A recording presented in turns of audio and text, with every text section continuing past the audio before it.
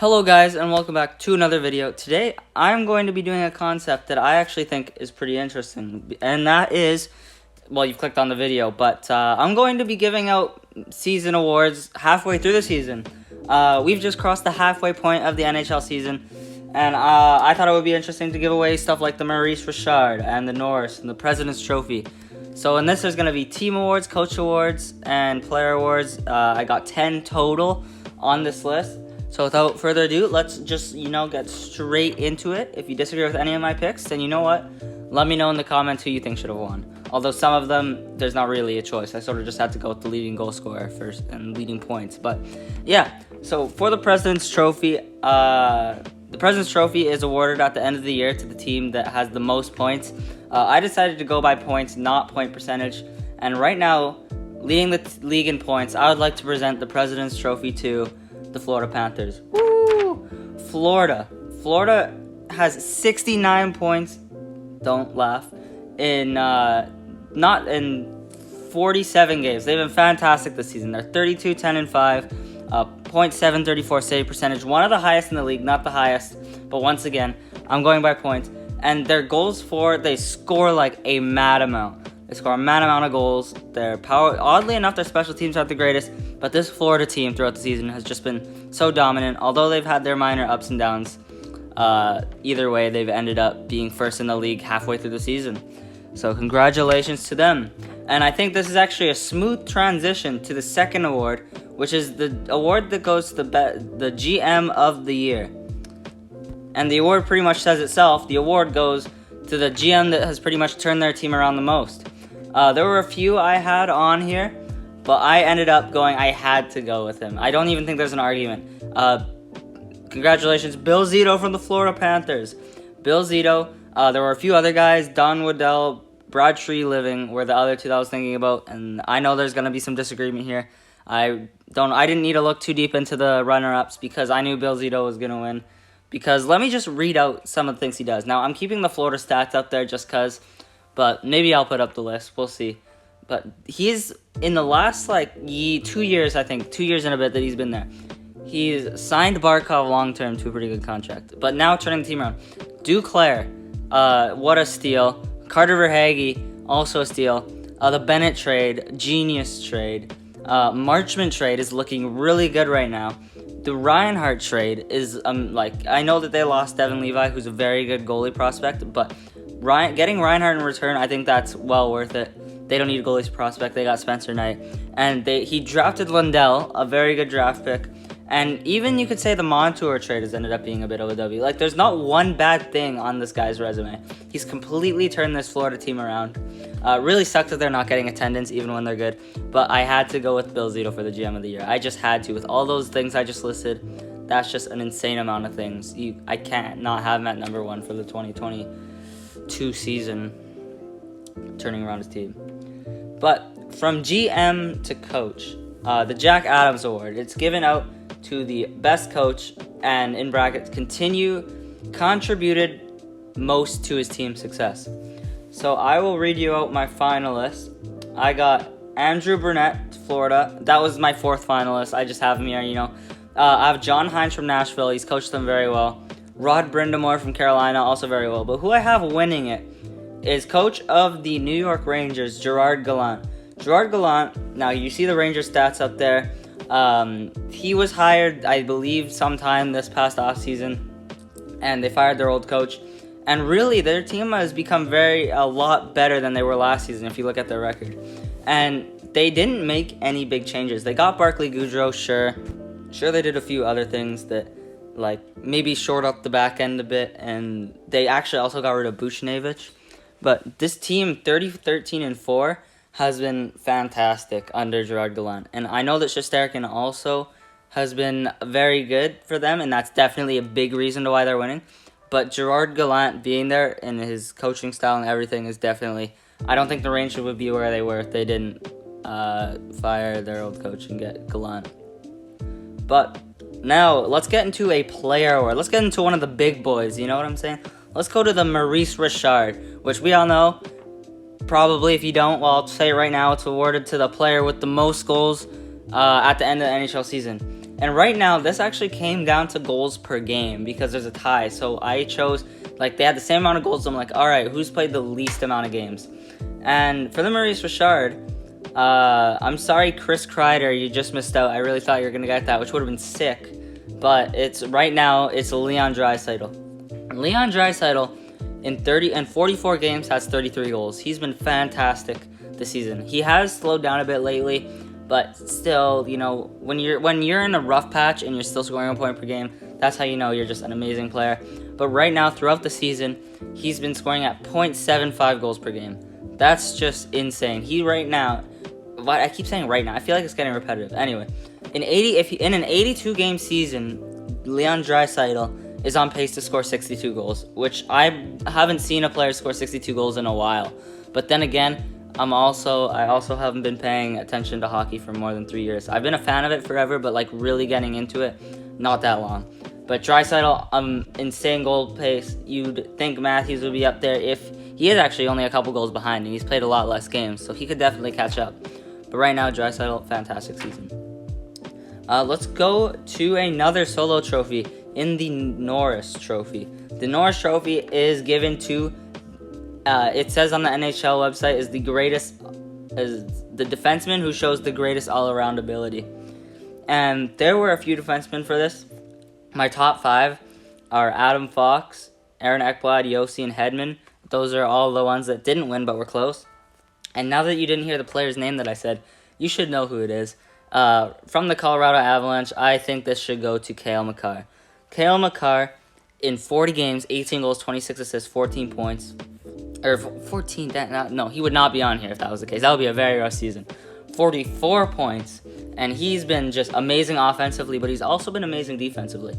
His plus-minus, I don't like the stat very much, but because sometimes it just speaks about your team being great, which in Colorado's case it is. But if you see a differential there, it helps a little bit. And Cale Makar's plus-minus is like one of the best on his team, and it's by far. It's only actually behind his D partner Devin Taves, or whatever it is, which is pretty interesting. Devin Toes. That's what I always did with Jonathan Toes as well, but whatever. Devin Taves, who's actually also having a Norris caliber season. If only Cale Makar didn't exist, he'd probably be getting a lot more attention.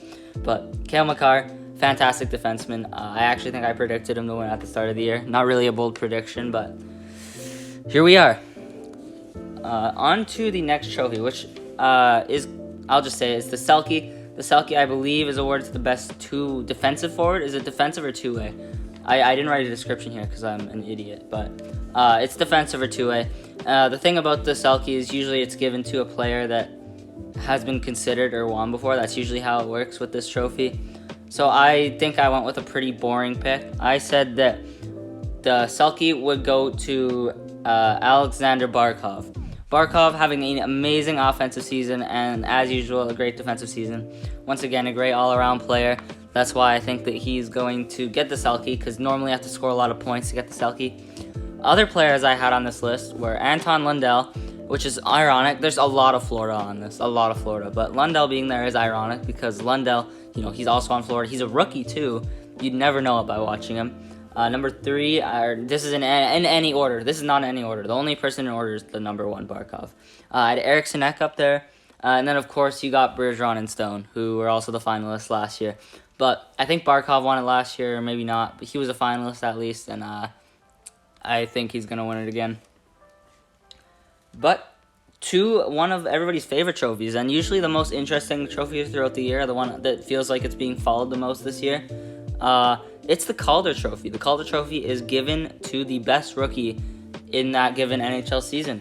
Last year, Kirill Kaprizov won it, and he's been pretty good. Robertson, runner-up, But the Calder race this year has been very interesting because there hasn't been a runaway guy. There's been a lot of guys very close to each other. And may I say, this isn't the winner, but Capo Kakkonen has been having an amazing season, and he's actually I'm pretty sure he's still considered to be a rookie. But for who I think is going to win the Calder, and this could change any day. Like, if you ask me in 3 days who's going to win the Calder, this could change because the top 4 are just so close. But as of right now, I have to give it to Trevor Zegras. Trevor Zegras in 42 games has 12 goals, 20 assists for 32 points. He's just, all his goals are so spectacular. not all of them, but a lot of them. You see the highlights, you see what he did at the All-Star game. He's just such a skilled forward and dynamic, and I think he's going to be the best. Personally, I think he's going to be the highest scorer of the guys here. But that doesn't have anything to do with who I think is going to win the Calder. I just think right now Zegras is having the best season. But don't get me wrong, my rankings right now, actually, I wrote them down because I thought it would be interesting to rank them. So my top 4 went Zegras, and then Seider, Raymond, Lundell. All 4 of those guys could switch any day, though. It's just so close. But Zegras, he is my pick right now. All right, we got 3 trophies left, and they're all individual and pretty big trophies. Moving on to number 8. Well, the 8th trophy. I've done this video. It's the Art Ross. The Art Ross goes to the player with the most points at the end of the season. So, yeah, we're doing the big boy. Obviously, I'm saving the heart for last, so you know what the next one is. But most points per season. And the Art Ross, once again, and it's funny, same player. 2 players tied in points. I was like, well, what do? I'll go to points per game because that player who has less games is probably likely to get a point in their next few games. And it went to, again, Leon Draisaitl. Leon Draisaitl in 44 games, like we said, 33 goals, but also 31 assists for a total of 64 points. Huberdeau, you were so close. You know what? You had the same amount of points, but Draisaitl gets the goal per game tiebreaker on Maurice Richard and the points per game tiebreaker on Art Ross. So good for you, Draisaitl. But Draisaitl's having a fantastic season. Like I said, he's slowed down a bit recently, but still on pace for like 120 points, which is still a lot. And yeah, kind of surprised McDavid's not up here though. I mean, he is number 4, but I'm a little surprised he's not higher. Oh yeah, and Nazem Kadri's number 3. So how did that happen? But I mean, we already knew I was having a great season. But number 3, like nobody would have guessed that. I don't care if you said you guessed it. I don't believe you. But anyway, Leon Draisaitl, he's our Ross winner with the most points. Second last trophy is the trophy that goes to the goalie tenders, and the goalie tenders get the Vezina Trophy. And the Vezina Trophy, I think, comes down to a few guys, actually. There's a lot of goalies having really good seasons this year. But who I think has to win it is Igor Shesterkin. Igor Shesterkin has played 29 games this season. He has a .937 save percentage, which is incredible, and it somehow like just stays up there. It doesn't go down. 2.1 goals against average, and his goals... Okay, I don't know what the symbol for this is, so I'm just going to write Gusax. But goals saved above expected and then per 60. So every game that he plays, he saves 0.874 goals above expected, which basically means in every game you see Igor Shesterkin make a save that you would think would like guarantee like probably going to go in. But nope, Shesterkin's there. He stops it. Shesterkin had a fantastic season. I think he is just... I don't know how to say. He's been amazing. And then other guys that I have on this Vezina list, I got Frederick Anderson up here, Jussi Saros, Jack Campbell, Bobrovsky, and Vasilevsky. Ville Husso hasn't played enough games to be seriously considered, but he's been fantastic over his stretch as well. But Shesterkin, he's too good. The last trophy, the big boy, the Hart Trophy. The Hart Trophy goes to the MVP, a team's most valuable player. So I really read into that. I said, like, if this player was gone, they would have won far less games. Or not far less, but they would have won less games. This player is very valuable to their team. So by that standards, I came down to 2 players. You can't give the Hart Trophy to Draisaitl right now or anything because their team's not really in a playoff spot. And I don't think you should give the MVP to a player that's not even getting their team to the playoffs. No offense. There's just no depth there. No offense to you, Draisaitl or McDavid. But it came down to 2 players. It came down to Igor Shesterkin and Jonathan Huberdeau. Both of them having fantastic season. I thought, who's the more valuable player to their team? And I know goaltenders are more valuable. But I still had to go with Igor Shesterkin because Igor Shesterkin has been so good this season. I think a goalie is going to win the Hart this season. And I'm not even saying this just to be different. I genuinely think with his amazing stats, and you look at the numbers between him and Georgiev, you look at the Rangers wins-loss versus wins-loss with Georgiev, and you just see a complete parallel difference. I don't know how you say it. It's opposites. All right, you see complete opposites. They're 500 with Georgiev, and they're murdering with Shesterkin. And not just because Shesterkin's just that good. The new coach is Shesterkin, but mainly Shesterkin right now. He's on another level, man. He's on another level. And he put up good numbers last year, but this year's been world-beating. So yeah, there's my picks for the individual awards for midway through the 2022 season. I'd like to thank you guys for watching. If you're still here, it's appreciated. You know, it goes to my heart. Maybe check out, I just did a mock draft. I posted a couple days ago. Hopefully, if this video gets out when I want it to. But go check that out if you want. And I don't know what I'm doing next, but I'll figure it out. I actually have a pretty good schedule right now. Write it all out at the start of the season. Just like stuff. But anyway, thank you for watching. And I hope to see you in the next one. Goodbye.